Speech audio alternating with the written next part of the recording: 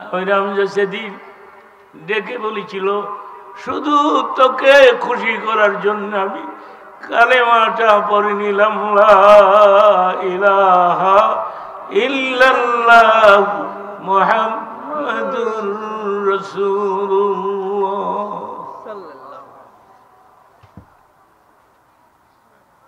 আমি হামজার কবর উহুদ পাহাড়ের নিচে।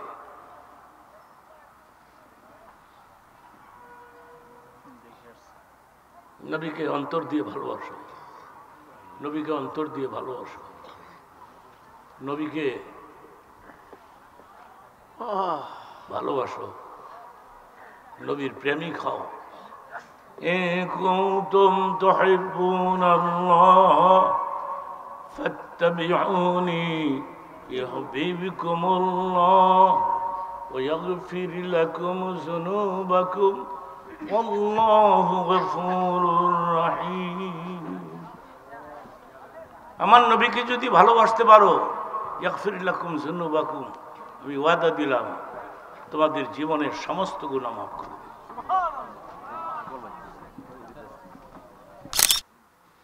ঠিক আছে, আমার চাচির কাছে নিয়ে যাও।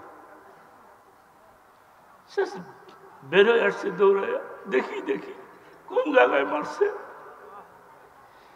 আমি তোর চাচারে বলছি তার কবজাটা কেটে আনতে, আমি তাকে ছাড়বো না, ক্ষমা করবো না।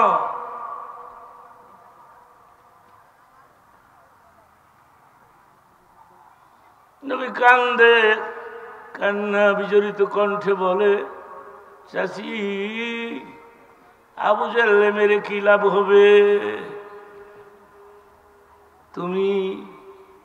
তুমি আর আমার চাচা দুইজন যদি মুসলমান হয়ে যাও তাইলে আমার আর লাগবে না, লাগবে না।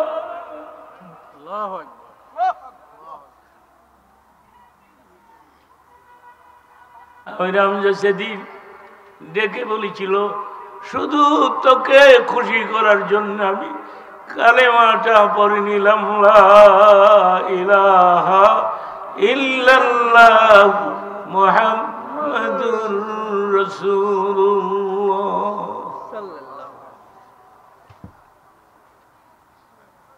আমি হামজার কবর উহুদ পাহাড়ের নিচে।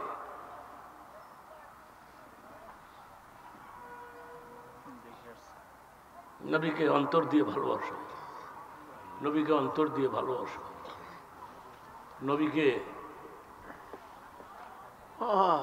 ভালোবাসো, নবীর প্রেমিক হও।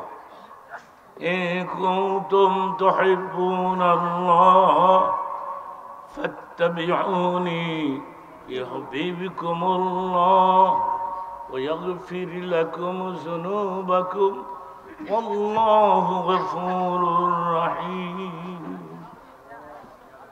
আমার নবীকে যদি ভালোবাসতে পারো, ইয়াগফির লাকুম যুনুবাকুম, আমি ওয়াদা দিলাম তোমাদের জীবনের সমস্ত গুনাহ মাফ করে দেব।